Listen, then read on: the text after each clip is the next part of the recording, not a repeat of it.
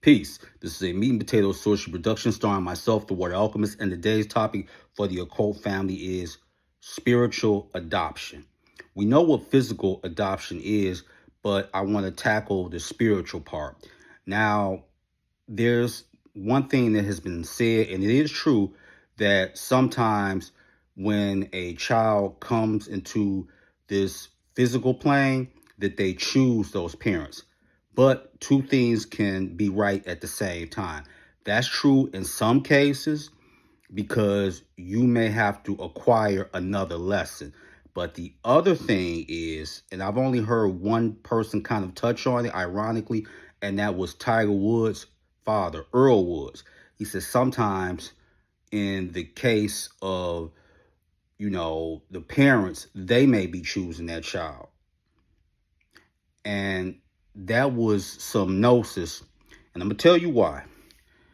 The thing is that when you are going through consciousness and then you're going through the occult, what's going to end up happening is that there will be crumbs or seeds laid either when you're a child or you're a teenager, most definitely, that you don't really feel that connection either with the parent, the mother, the father, or vice versa. And sometimes, children can be mean, they can be jerks, but you may have that sibling that could be joking, but there's an element of truth. It could be a sibling, it could be a cousin, and they'll say, oh, well, such and such, they was adopted. And sometimes children, out of spite, they'll be like, well, that's not really my mother or father. I'm adopted. Now, I'm not talking about if you actually were. You could be from their blood lineage, but what ends up happening is that you don't really have that connection. And this is where the occult can definitely come in. And I found this out because this is the 11th month. Now, November, unbeknownst to a lot of people, this is also an occult month. And if you really want some gnosis, do some divination and try to reach out either to a grandmother, grandfather, deceased mother, or father.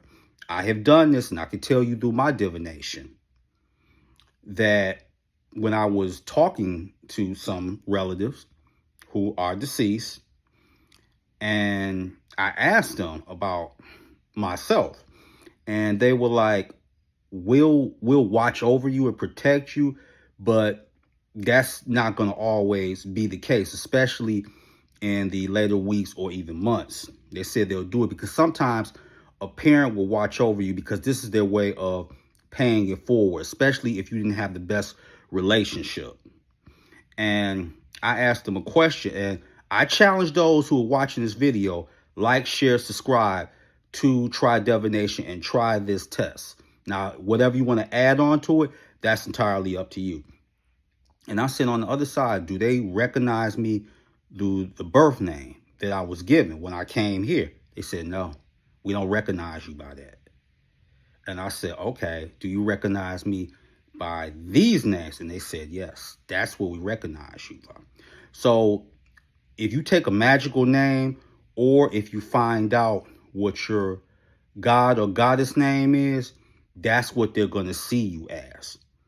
And when you proceed and you go up that ladder of gnosis and consciousness, what's going to end up happening is that eventually there's going to be some disconnect, and essentially you're going to be given back over to your spiritual parents. Yes, you can still do rituals. Yes, you could do that, but you're going to be given back to spiritual parents. And that could be a plethora of gods, goddesses, even daemons. So I want to be clear about that. So portals are still open, and wait, there's more. November is also special because November the 18th is International Occult Month. And we know November what? 11. And we know that deals with the mystical plane and people who are destined to become wise teachers, seers, shamans, etc. You get the drift. So it can be that either the parents reached out to you or you reached out to them, but as you elevate, what's going to end up happening, and you see a lot of occultists do this where they take magical names, they use that instead of their so-called quote-unquote government.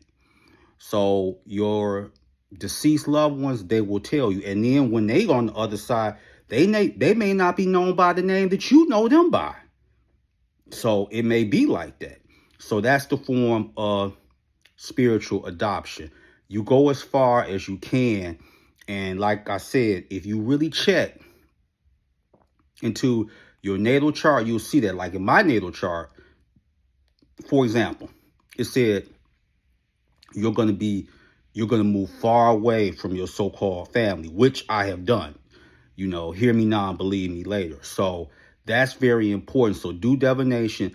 November and October are occult months. The portals are still open, so I challenge you to really do this. And even when many of you were children, you didn't really know what it was about you, but you knew, like, okay, I get along with them, but this is something that's like gnawing at you. Like, yeah, you're supposed to get along with them, but you're here, but you're more or less going through a spiritual adoption.